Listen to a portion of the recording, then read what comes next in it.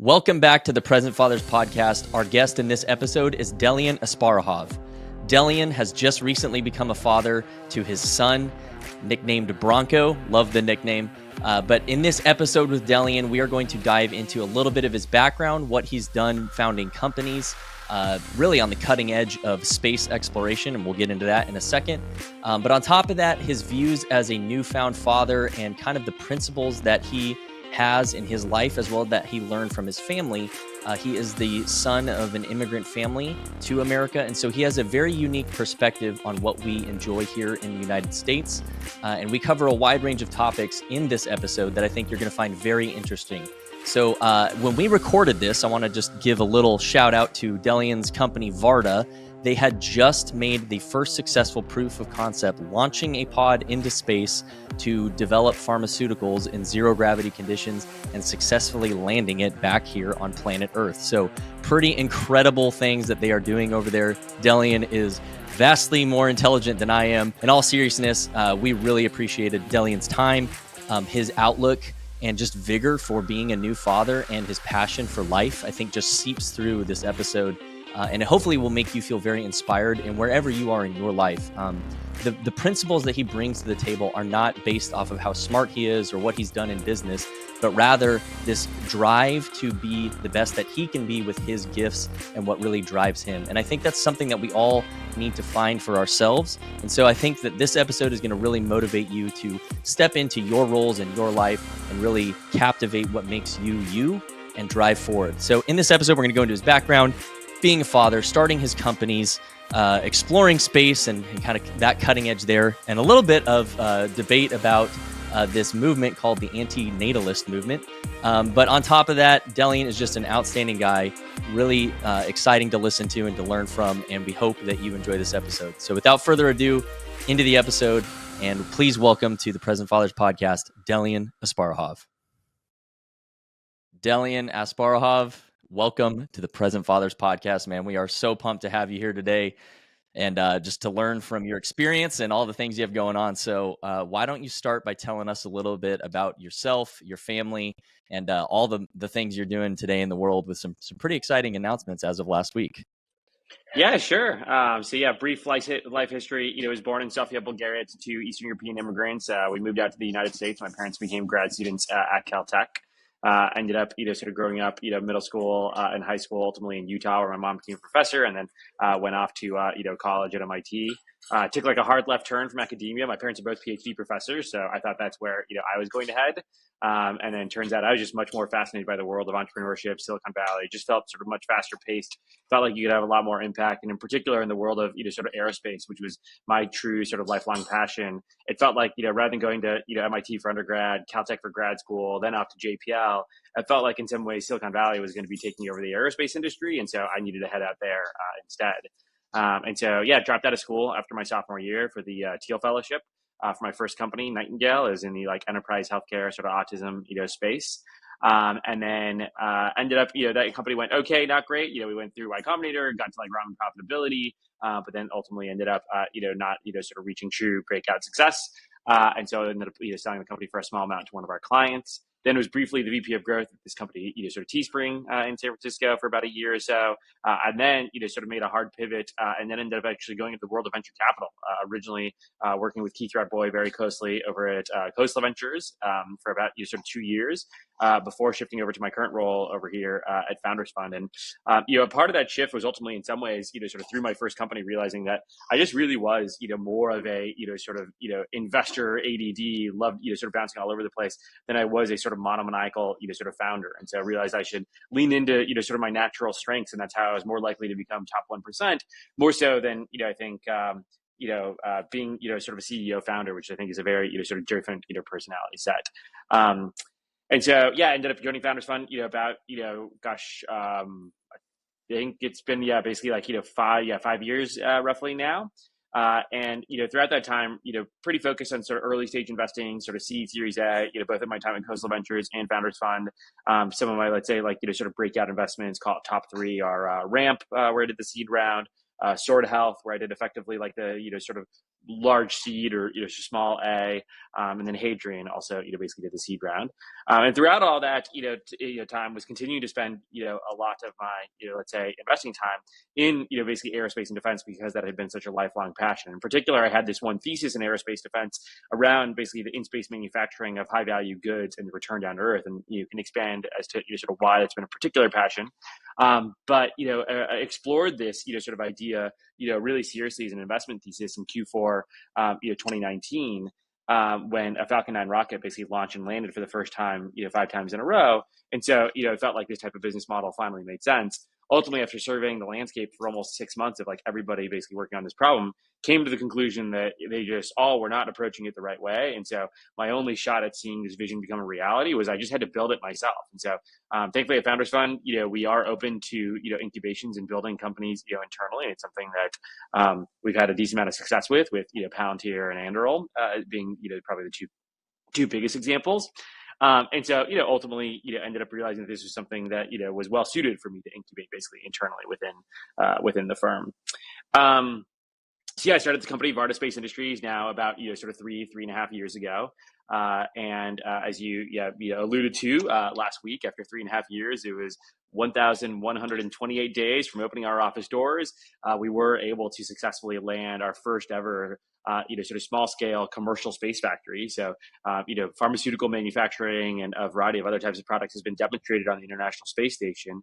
But ultimately, these are sort of government-run human-rated space stations where there's no viability for scale, and the economics are totally out of whack given that you have humans on board.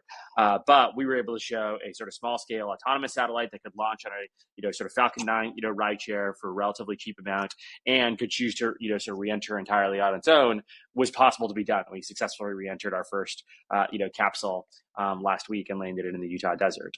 And then I guess on family, I've been dating my sort of now wife for actually basically exactly 5 years as well. I basically dated, so we started dating right around when I joined Founders Fund.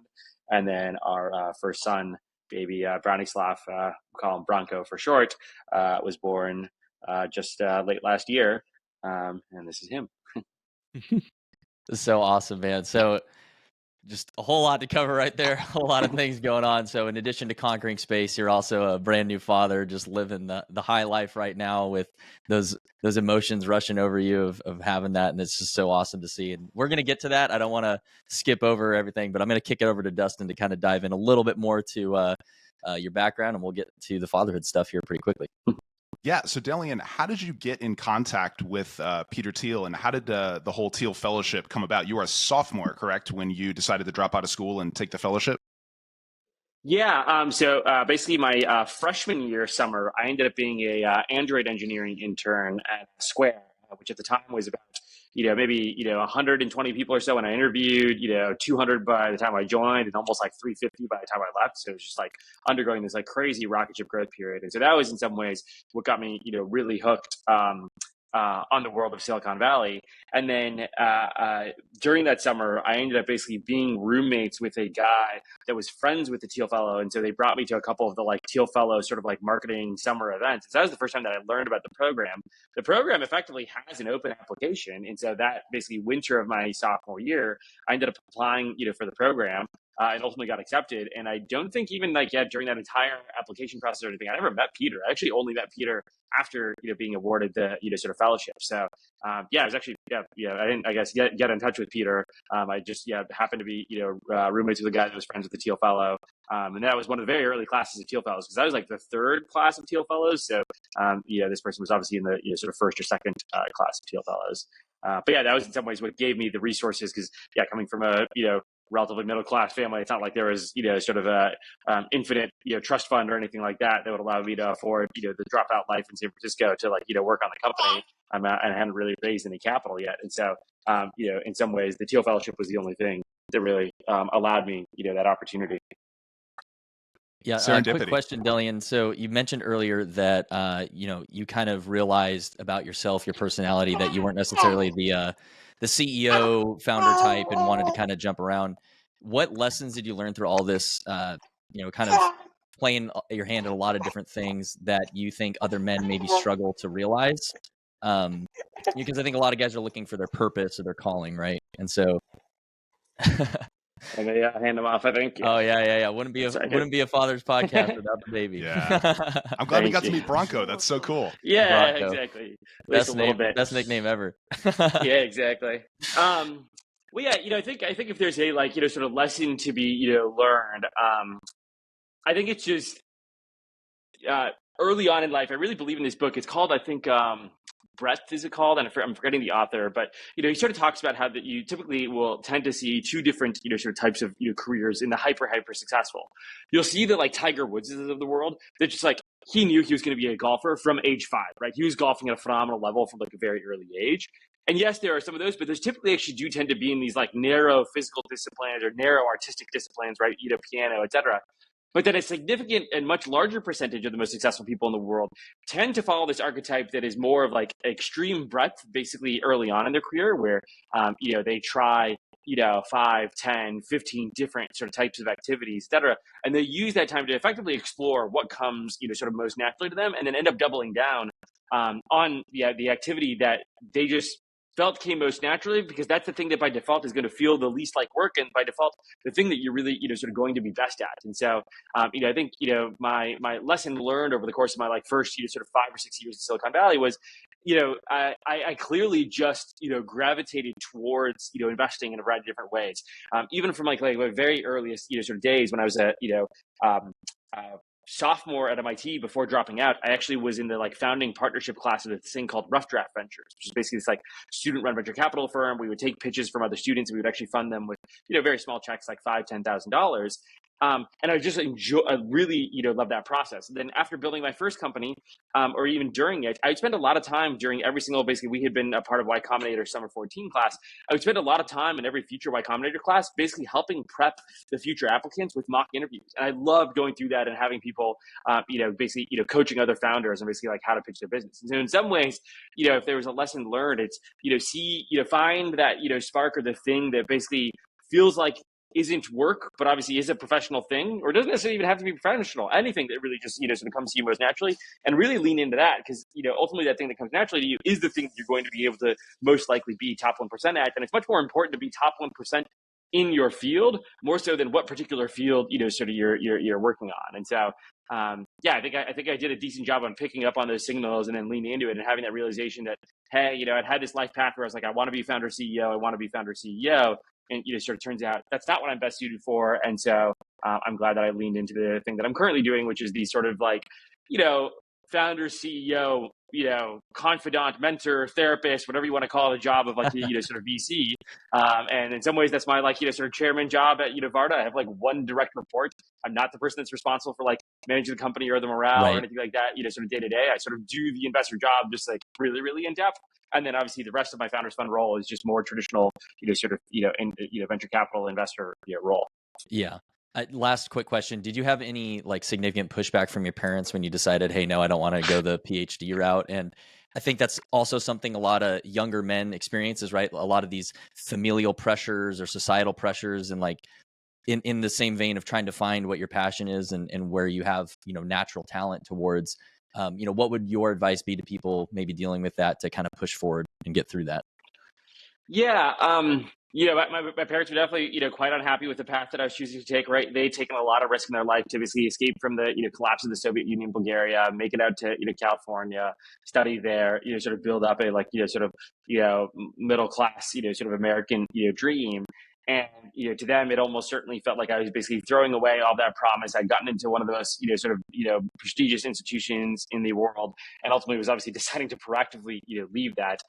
They found it to be sort of quite, ludicrous. And so, they tried to convince me, by, calling me and talking to me about it. They, my mom even ultimately convinced my sister at the time, who, was probably 4 or 5 years old at the time, had her pen a handwritten letter basically about like how, if mom and dad passed away, how she would be left to the streets because I wouldn't have a degree and I wouldn't be able to basically, take care of my siblings in that, sort of outcome. And so, yeah, they basically pulled on every single possible, emotional heartstring. But I think ultimately in some ways, I think I just at that point was, not somebody, I was not somebody that I think looked to my parents for approval even very early on in life, like even, call from age 14 onwards. So I'm not sure there was really anything that they could have, done at age 19 that would have convinced me to change my life path according to their feedback. So, but I do empathize with people that maybe have a different relationship with their parent. I've definitely, had like interns at IFF or people that I've worked with that like even at age 20, 21, 22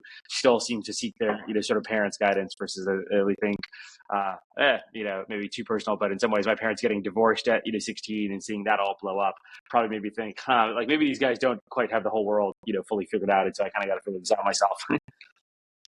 So Delian, as an immigrant, what do you see differently about America that we were all born in this country? We kind of have this idea of what America is.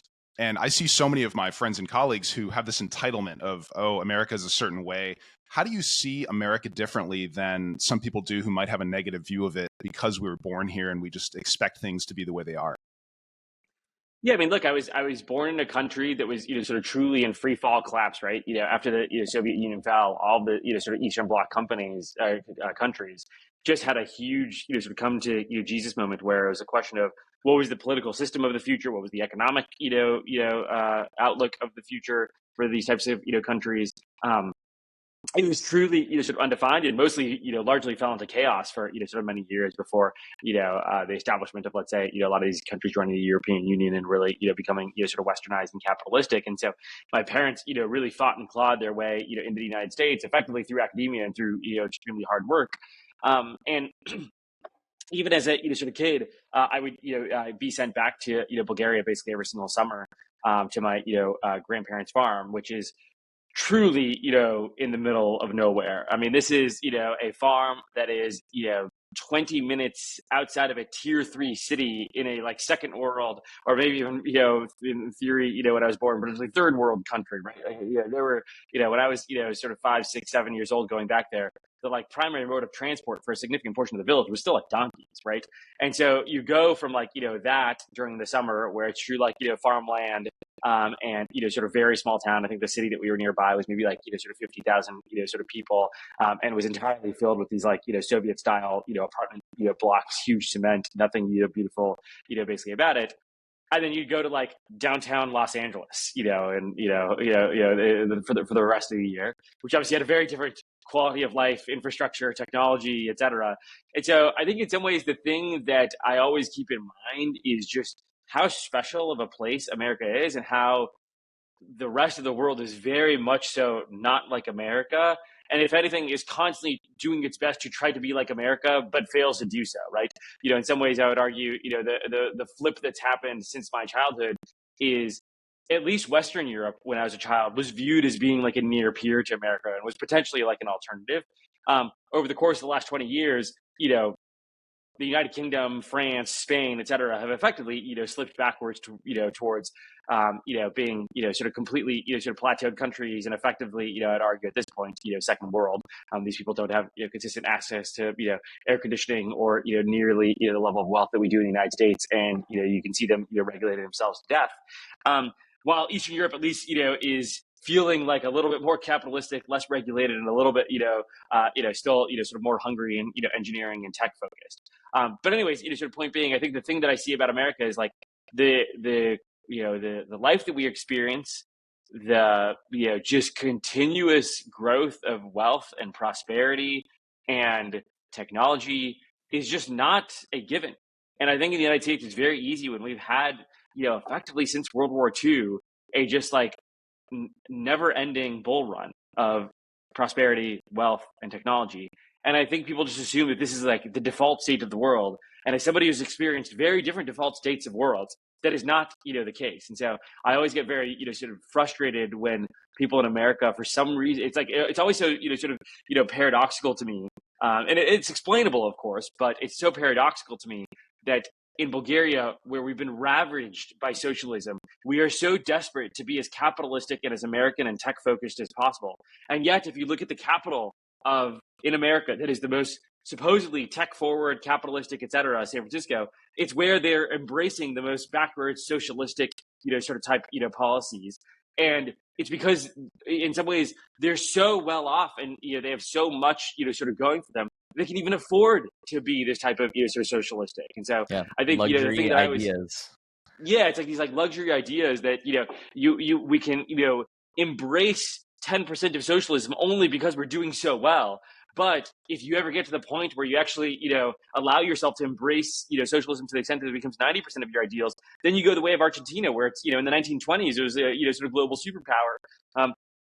And now is effectively a rounding error geopolitically. And so, yeah, I think I have this, sort of, love of the like diamond that is America that feels like it just requires constant polishing, and I think Americans just believe that diamond is just there indefinitely. So contrast Miami to San Francisco for me. What made you move to Miami? What made you decide, okay, Florida's the way to go? I know your viral tweet where you had that interaction with Mayor Suarez where you said, hey guys, let's move Silicon Valley to Miami. And he immediately responded, how can I help? And people lost their minds, right? It was crazy. So was it that, or was there another moment where you decided, I can't take California anymore?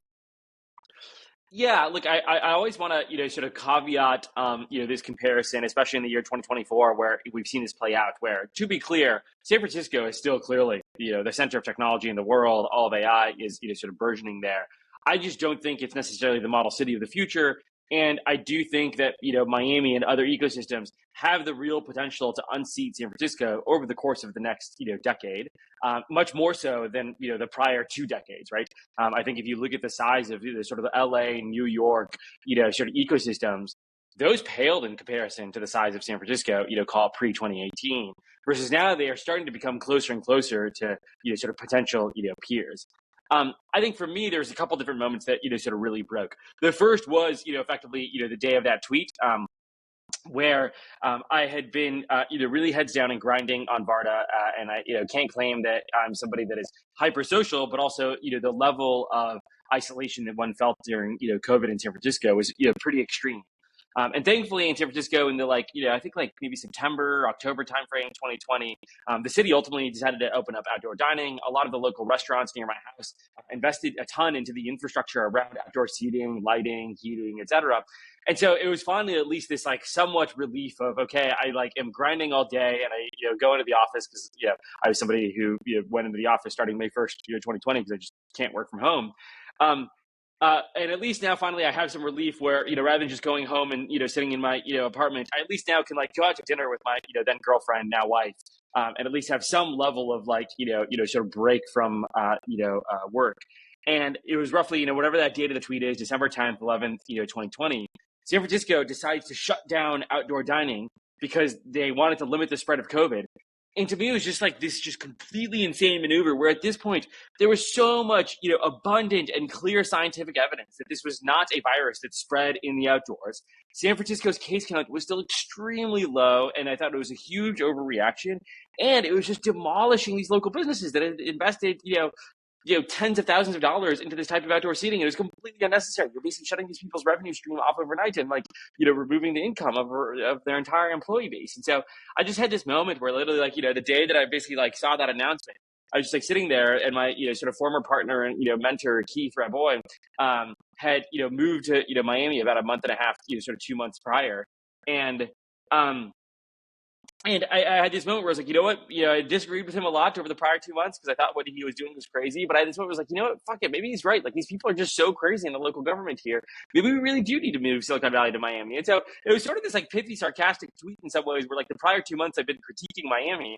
And then obviously, somewhat on a dime, sort of flipped on it and said, hey, maybe we should move the whole ecosystem there. At the time, I still wasn't actually able to go visit, Miami and really see it from this professional lens. Because up until then, I'd only visited for bachelor parties and weekend trips type thing. But after our first board meeting at Varda, after our Q1, I basically decided, hey, now's the time where I can afford to go check out the ecosystem, go work from the Founders Fund office out there.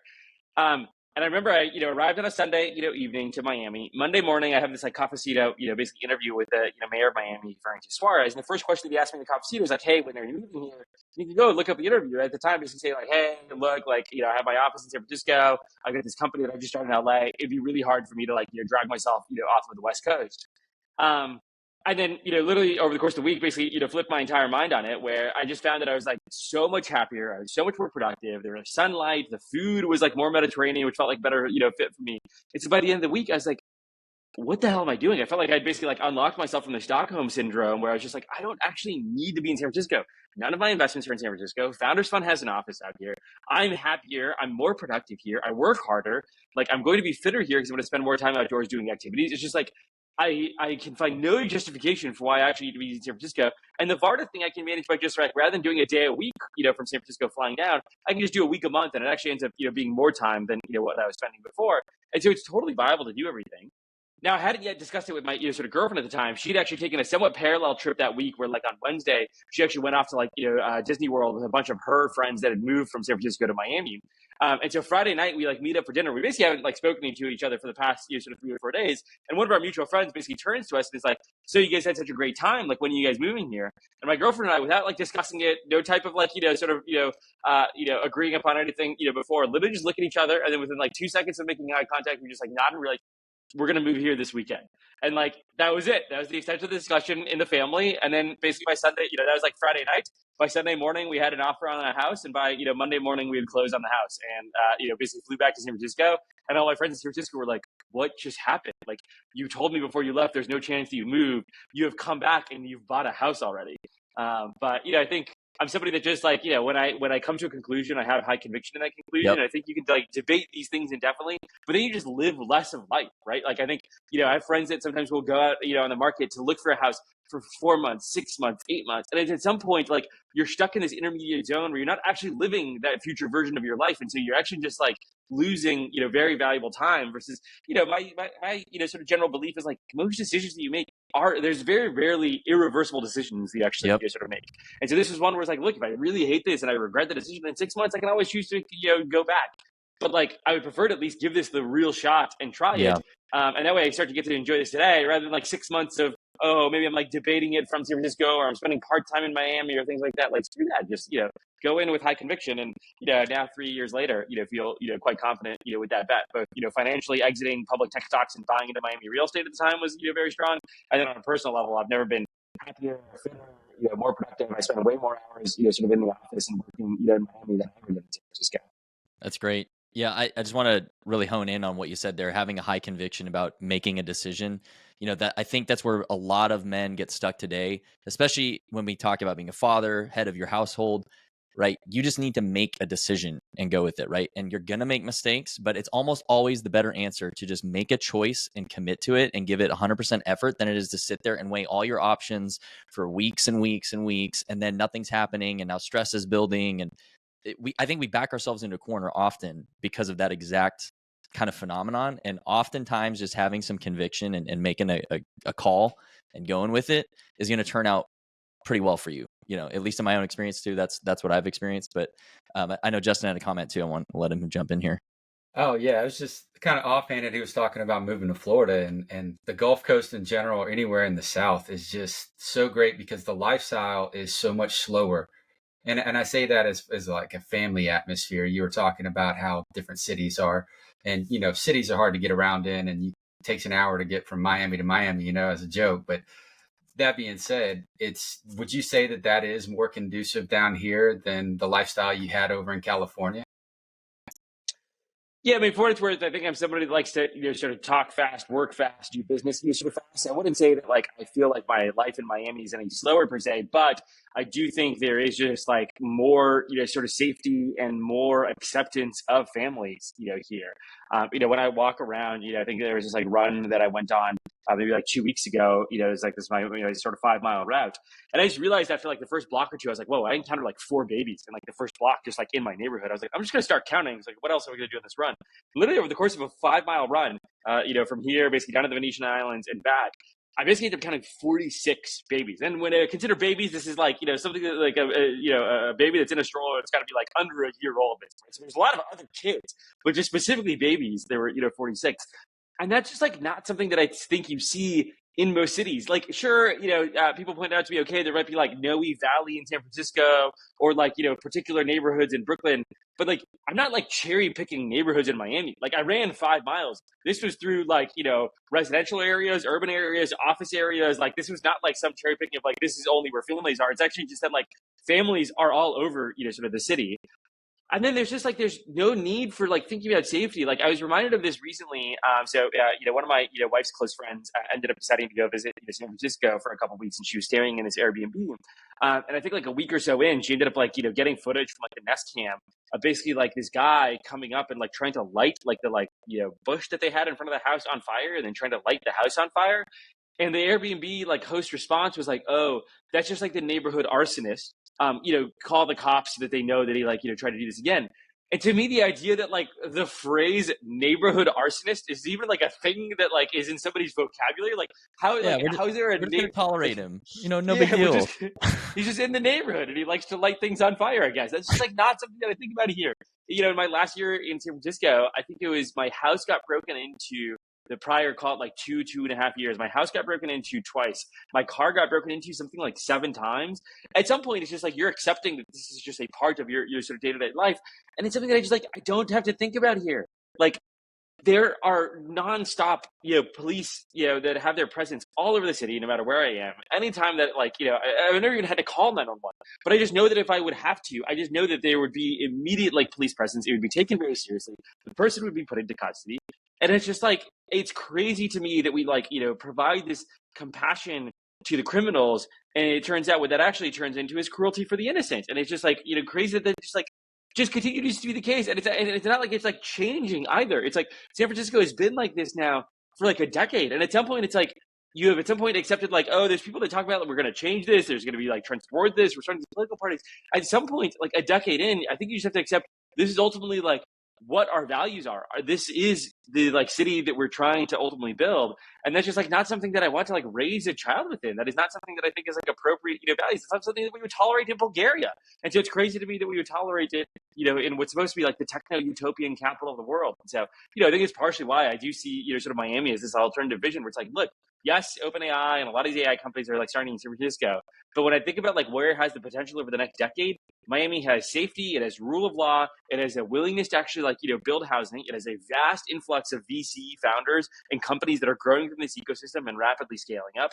I see those as the much more critical ingredients, more so than where is some of the incumbent technology today. And so while they have us sort of beat for the next couple of years, I'm not sure that they'll necessarily have us beat for the next decade.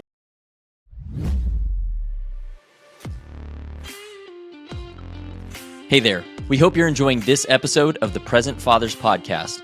Our mission is to reach as many men as possible and equip them to be excellent family leaders. We believe that by inspiring and equipping men, we can change bloodlines and positively impact our culture. You can join us on this mission and partner with us today by doing one of 2 things. First, go to your favorite podcast platform, whether that's YouTube videos or Apple or Spotify, Google, etc., and leave us a review. The way the algorithm works is that it really values reviews, and this helps promote our stories to get them out to more people. The second way you can help is by sharing your favorite episodes with friends and family. Help us get the word out so that we can make a difference in our culture. Thank you for watching, and we hope that you join us in our mission to change lives. Well, speaking about the cities, especially Miami, and seeing a bunch of babies around, and I think you becoming a father recently, I think it's really awakened something in you, most specifically about, your strong stance of having more babies. Can we jump into that for a second? Yeah, I it's crazy to me that there even is this sort of moral perversion in San Francisco and sort of broader the United States that believes in anything other than children being the most important thing on the planet. Ultimately, your fundamental job as DNA is to replicate yourself, and as humans, we basically only have one way of sort of doing that. And so, yeah, it's funny, this particular tweet that you're pulling up. I had probably drafted that tweet in my head 5 years earlier. You know what I mean? Where it's I knew exactly the poem that I needed to use, and I knew exactly what I wanted to say. Yeah. Sort of the day that my first sort of child was born. Yeah. It's so funny seeing how small his feet are, looking at photos. So much bigger now. I'm going to read it real quick just for those listening. Go for it. Do not go gentle into that good night. Old age should burn and rave at close of day. Rage against the dying of the light. Welcome to planet Earth, my son. I have much to tell you. And it's a picture of Delian holding his brand new baby son's foot. That's really cute. That's also Dylan Thomas, who is an incredible author who died around 40. Very, very good writer. He's a phenomenal writer. I mean, in some ways, it's just that is like so many people obviously talk about this, Elon on down, but just like consciousness is such a sort of rare spark to have in the universe, right? Where the first time that the universe is able to turn its eye back on itself and sort of say hello, and our only duty, it feels like in some ways, is to spread that rare spark in a very, very dark universe as widely as possible. And ultimately, children are really the only way sort of doing that. And in some ways, I also you're pulling up a couple tweets that are in reference to like your sort of American patriotic duty. I just America is the greatest country on the planet. I love my heritage in Bulgaria. It's somewhere that I always have a connection to. But America fundamentally is the greatest country on the planet. And it feels like one of my most patriotic duties as an American is to make more Americans. Like I always talk about, like I want there to be sort of a billion, a trillion Americans one day spread out through all the universe. And it's in some ways, again, what is amazing about America is it's one of the only basically is the only country that is predicated not off of your like ethnicity, genetic background, or anything like that. Is predicated on a set of ideals that to me are universal sort of human truths and human ideals that are the best ideals to be spread throughout the entire sort of universe. I sometimes I've tweeted this a handful of times where part of why I wake up every single day motivated to work on what I work on is I want the primary language spoken on the moon to be English, not Mandarin. And it has nothing to do with those cultures or those languages. It ultimately has to do with the values of the systems that they represent. And we are in a world right now where sort of the percentage of people living under a democracy has only declined over the past decade. We had like a sort of 30, 40-year run where it was increasing, and now for the past decade it has only been decreasing. And it feels like in some ways, creating more Americans is the best way to ensure that the language, that's spoken on the moon is English. Like what better way of beating China as their population is declining right now for the first time in 15 years than to have our population continue to increase. And yet, if you look at all these trends, currently about them up, how frequently people are getting married, how frequently they're having children, it's all headed in the wrong direction. And so, look, I on a personal level, always really wanted to have children because sort of Bulgarian culture is very pro-family. I grew up with a family where I was one of sort of three, but also all of my sort of uncles and aunts all had sort of lots of kids, and so ultimately felt like I wanted to do that on a very personal, familial level, but also felt like in some ways it was the sort of citizen of the universe and citizen of the United States duty for me to do so. It's obviously really excited we have our first son. Very much so. Look forward to hopefully having sort of many healthy and beautiful children in the future. Yeah. I just want to kind of walk through this graph real quick too, because this ties in directly to what you were just speaking there. It's a graph of U.S. fertility rates since 1957. It's the number of births per 1,000 women ages 15 to 44. And there was a huge dip prior to 1940. It went way back up, kind of the baby boomer generation, right, up to 1957. And since that point, I mean, it has completely come down. It is drastically lower, like half as much now than it used to be. So, you're not being hyperbolic when you say that, it's an alarming trend.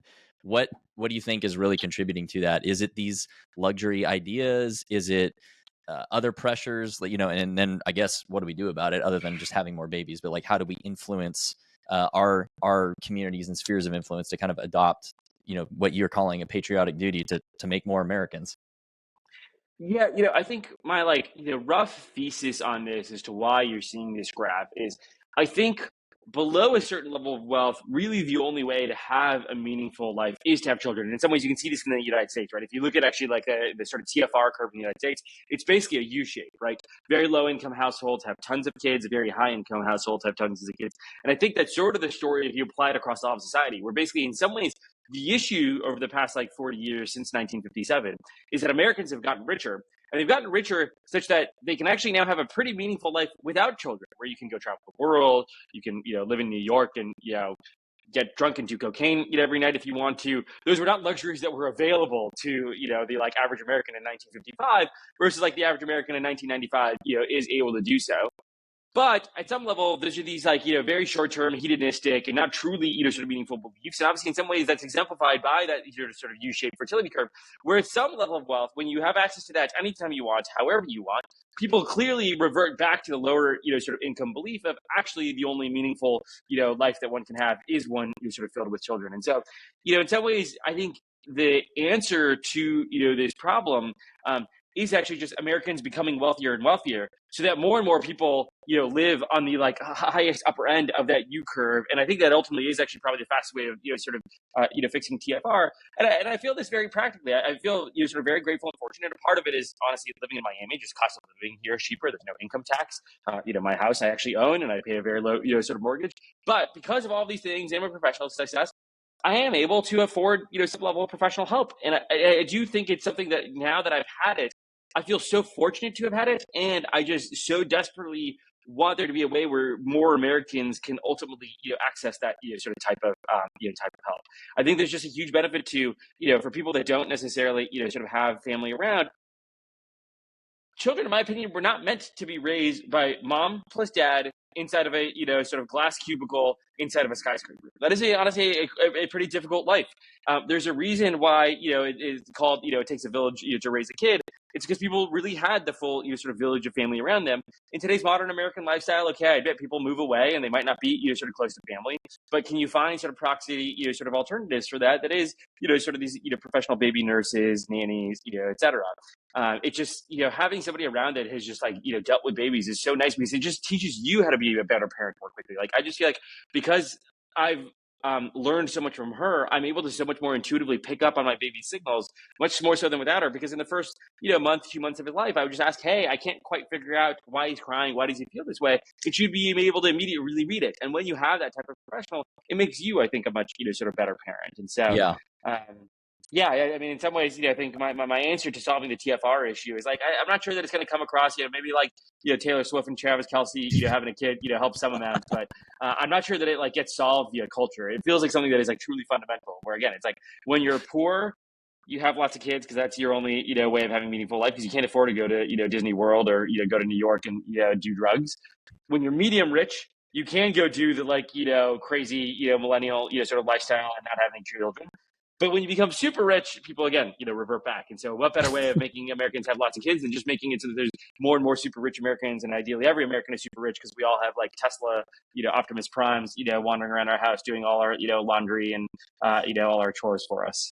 I love it. I wanted to just echo real quick before Dustin's got a question teed up for you, but you were speaking there around having the help, right? And what that also takes is humility. And I think oftentimes when we become new dads, there's I don't even know if it's pride. It's almost like we have this false sense of like we have to have it all figured out. And it's just not true. You don't, nothing in life you're just naturally good at, right? Like Michael Jordan was good at basketball. Like, okay, top 0.01% of people. For us average people, right? You have to just work and work and work and get better at something. But having coaches and trainers and mentors is, you do it everywhere. So why not with fatherhood? And that's such a great example. Like even me, I was still active duty at the time when our daughter was born. I wish someone would have beat me over the head and say like, hey man, like hire a nanny or something, just whatever you got to cut from your budget to make that a possibility, find a way to do it. Because I'm certain we would have done way better. I would have learned a lot more. I would have learned a lot of these things like empathy and how to care for the baby better. And so I just really want to drive that point home, because you're obviously with a guy with a lot of means and a lot of ideas and everything. I think a lot of people may miss that point that you just said there, that, you had the humility to, despite all the things you have, to say, no, I need help.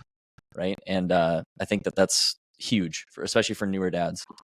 And I can just be so much more present with him, right? Like if I'm not totally panicking and not understanding his signals, when he is happy, I don't have all that latent, sort of prior, sort of stress on me, so that I can be so much more present during our tummy time and smiling and reading books to him, et cetera. And so, in some ways it like, both mitigates the downsides, but then also I think like massively increases, sort of the upside of like the way that you interact with your kid. The other way that I sometimes describe it is like the difference between having a third person around and taking care of the kid 33% of the time relative to 50% of the time is not like a small increase in work. It's actually like a 10x basically difference, in work. And I encourage more parents to think about how do you, make it so that you're there 33% of the time, responsible for 33% of the care. Yeah, it takes a village. It really does. And for people, most of us can't afford, full-time live-in help. But we have grandparents, we have uncles, we have other people. And for me, I took a slightly lower-paying job in Florida because my family was here. And so I have my mom, I have my in-laws, and all that. And so I was able to harness my network to get a similar experience that you had, and it made all the difference. I had no clue. I was an only child, didn't know anything about kids. And my mom taught me a lot, my in-laws, all of that. So I was able to use their knowledge to become a better father. So you're absolutely right about that. So as a Bulgarian, are there any special customs or interesting aspects around family and fatherhood that you uniquely have? Is there anything that you're excited to teach your son? Like, hey, this is our customs and our culture.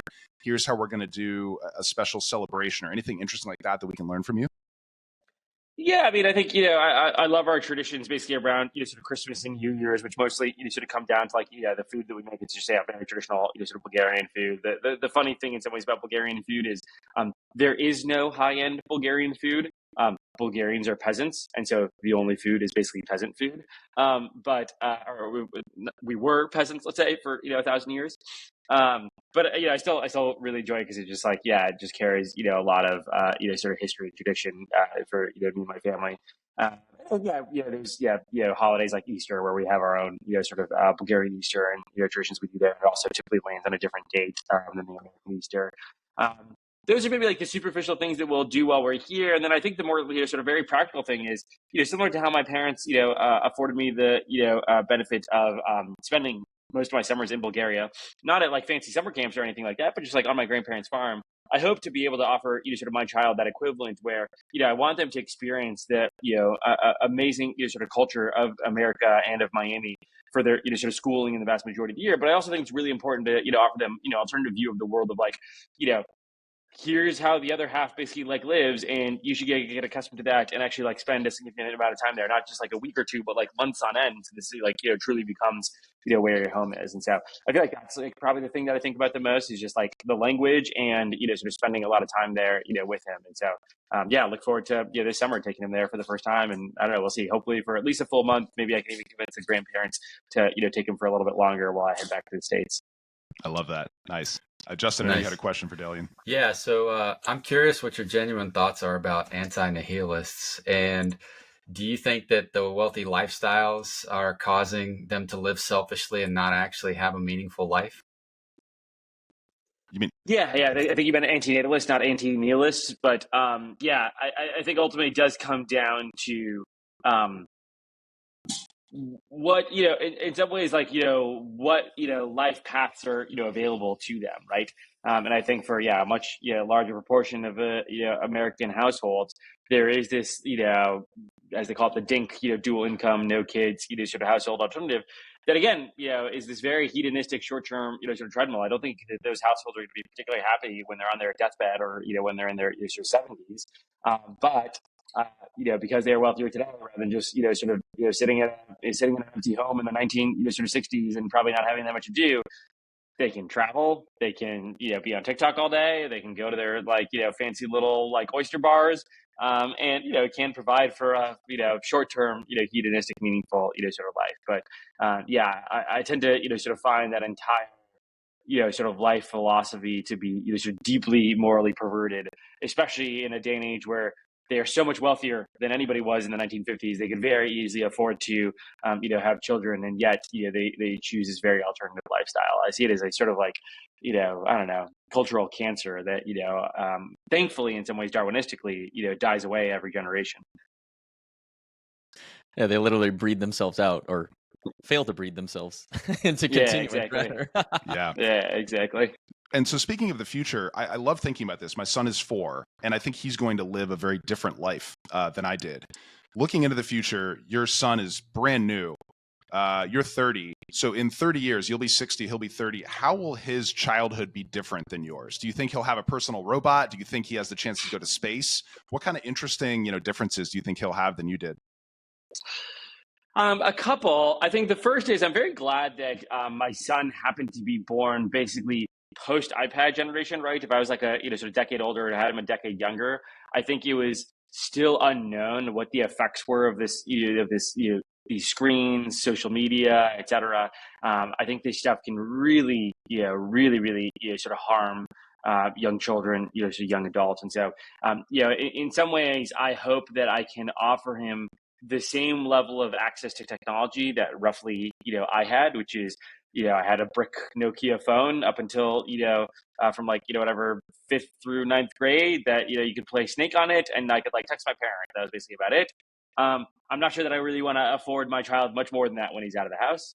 And then, from 9th grade, onwards, had a very mediocre, sort of smartphone that I, bought, for myself, very limited computing power, apps, et cetera, sort of on it.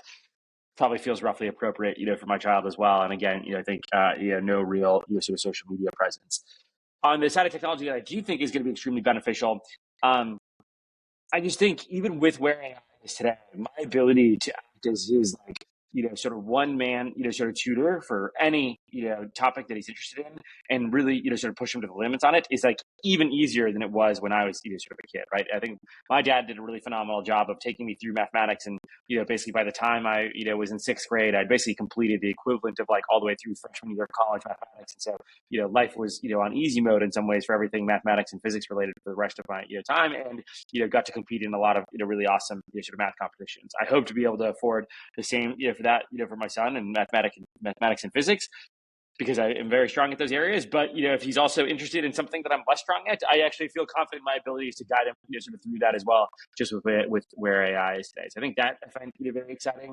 And then the third is, I just think, the way that he will think about space in orbit is going to be closer to how we think about like oil rigs, in the Gulf of Mexico today, than, some, sort of truly, foreign planet. And so I find it to be, very, very exciting that he will almost certainly do, weekend trips to the moon, when he's 30.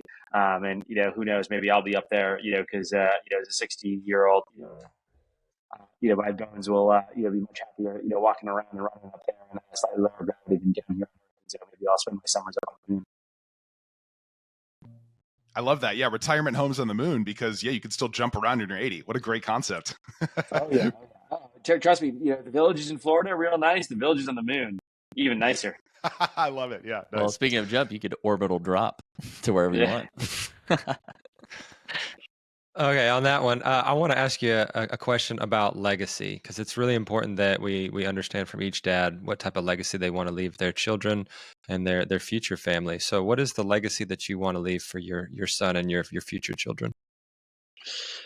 Yeah, it's a good question. Given that my son was, first born, or was just born, I'm not sure that I've fully deeply thought through, exactly what I want to do here, but I have some friends that are, a few years in front of me and in some ways have thought through this stuff more. And so I'm going to parrot, some of their, ideals, which is that, look, if you look at it, the average, sort of, wealthy American family effectively extinguishes that wealth, within, sort of 3 generations. I think it takes real proactive, sort of work to prevent that from happening.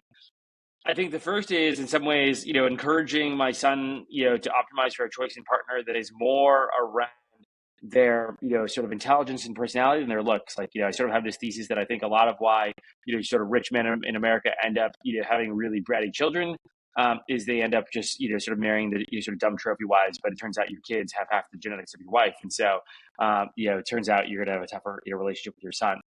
So I think hopefully encouraging them towards the right partner. I think the second is, from a very early age, I think my parents really, sort of taught me the sort of value of hard work and encouraged me to actually, sort of get a paying job. My summer after 9th grade, I was a professional software engineer and, got paid way more than the kids, serving waffles and burgers and things like that. But then I also, personally, selfishly kind of, peered into the future and probably, realized, hey, I will probably only ever be paid more and more over time. And so I decided to, the following summer, rather than take the software engineering job that was available to me, I actually decided to go flip waffles and burgers that summer. So I was like, you know what? Like, I kind of want to see how the other, this is the only time in my life where I probably will have a service job. I want to have empathy for that and remember how difficult this is so that in future summers when I go back to software engineering, I really, really appreciate basically what I have. And so, I think from a very early age, did both appreciated how high skilled labor is very valuable, but I also appreciated how backbreaking low skilled labor is. And I hope to instill that, in my son as well. And then I guess the thing, that I hope to do, sort of differently, let's say, than my parents. My parents were obviously, not, particularly, sort of wealthy as we were growing up. Obviously, became more so, especially, as I, sort of went off to college and, were able to, they'd established themselves better in the United States. And so for my younger siblings, we were able to offer them a, sort of higher quality of life. But I hope with, sort of my son to be able to, encourage him in his endeavors with like, sort of capitalistic measures, whether it's actually like, giving him a portfolio to manage and giving him like carry on that portfolio if he like actually trades well, to offering him a seed round, and not as a gift, but like, no, I'm gonna like take equity in your company, and if you want to like trade equity in your company for some capital, like, happy to do so. And so I think, giving him those type of, sort of capitalistic, opportunities, but that like he only gets to really benefit from if he performs, right? And I think a lot of times when you look at like how people set up these like, trust funds, et cetera, it's not really aligned around performance at all. And so I would much prefer to like, rather than giving my kid like a $20 million trust that they get when they're 30 years old or have kids, I would much prefer to give them a $20 million like fund, and then, they get 20% carry on any profits they make off of that fund. Mm-hmm. That way it's like they actually have to deploy that capital effectively, not just receive the capital, and actually like demonstrate some level of skill. Skin in the game. I love that. Yeah, there's a potential that's a failure. great sentiment too. So regardless of dads who are listening to this, regardless of your means, your station in life, whatever you want to call it, that principle is universal, right? We can all adopt that same principle of, okay, no matter how successful I may become at whatever, I'm not just going to gift it to my children. They need to understand the struggle to make that a reality, right? Because then that's the real gift. It's not the money, it's not the things, it's understanding that core principle that no matter what, it takes a great deal of effort and trial and error and risk to make it happen one day, to come to fruition. So I love your example of that, but I think everyone can take that and tweak that to their own lifestyle and where they are in life, and give that to their kids. And that is, I think, one of the best things that fathers bring to the table, because that's kind of naturally our charge, right, is to be the one to forge a path and build a thing and leave it behind. So modeling that is a great skill to have. Justin's got a kind of our final question for you. Yeah, it's a question we ask every dad now. Obviously, you're new a dad, but what is a core memory that you have already with your kid that you just are never going to forget?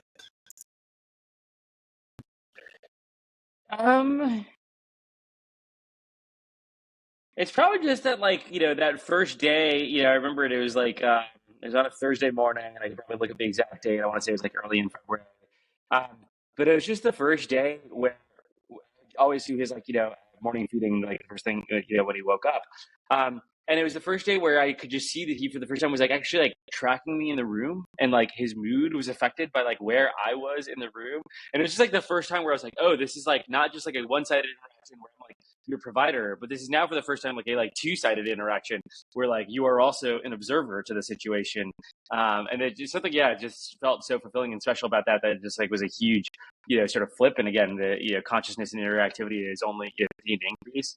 But it is just really incredible. You can talk about it so much, and you kind of recognize that, okay, I too once was a slug, but it really is amazing. Like, relative to anything else in the animal kingdom, humans really have just evolved and just like have this incredible level of like intelligence, consciousness, like, logic capabilities. And, somebody who's like raised cats and dogs, I've raised a border collie. Border collies are extremely intelligent. They're most intelligent dogs, etc. You can just tell. And when a baby is 2 months old, it already has capabilities that like a border collie will never have, even though a border collie at 2 months can like do so many more things than a baby can at 2 months in some ways. But there is just that like, level of, sort of higher order intelligence that like you can just see even from just like the early, ability of like, tracking the room. Really, it's crazy that you can take a bunch of carbon atoms, smush them together, and eventually you get a human. It is incredible. I just want to encourage you too, and for all the dads listening, what you just described there, where he started tracking you and it became this two-way thing. The power you have as a father with your words and your actions is going to shape him so much. It can turn his whole day around, and it's just an incredible experience to have. And I know he's still a little glowworm right now, crawling around and everything, but as he starts to become a young boy, and again, you're going to see that play out. And so I'm really excited for you to experience that. It is really hard to put into words, but when it happens, you'll know, and you'll be like, you'll remember this conversation, be like, oh yeah, that's it. That's the stuff. And so I'm just really pumped for you, but I want to encourage all the dads out there too, to don't discount how important your presence, your actions, your words, your thoughtfulness really is, because it is pouring into them, and they may not ever vocalize how much of an impact it played with them, but it's huge. So Delian, where's the best place that people can find you, follow you, support you, check out Varda, all that kind of stuff? Probably just easiest on Twitter. I'm at Zabulgar. That's at Zebulgar on there. Yeah, it's where I'm most active. Where you got all the memes going on and all the controversial. Yeah, exactly. Doing my best to have some fun on there. Yeah, well, we will certainly put all the descriptions or the links to everything in the description below. Delian, any final thoughts for the audience before we close? Just keep having more babies, America. All right, let's get it. Go be patriots, have some babies. All right, dads, you heard it here. Enough talk. Let's get climbing that mountain of fatherhood. We will see you in the next episode. Thanks for tuning into this episode of the Present Fathers Podcast. Make sure that you subscribe to our YouTube channel and follow us on Spotify to catch all of our amazing episodes. We will see you in the next one.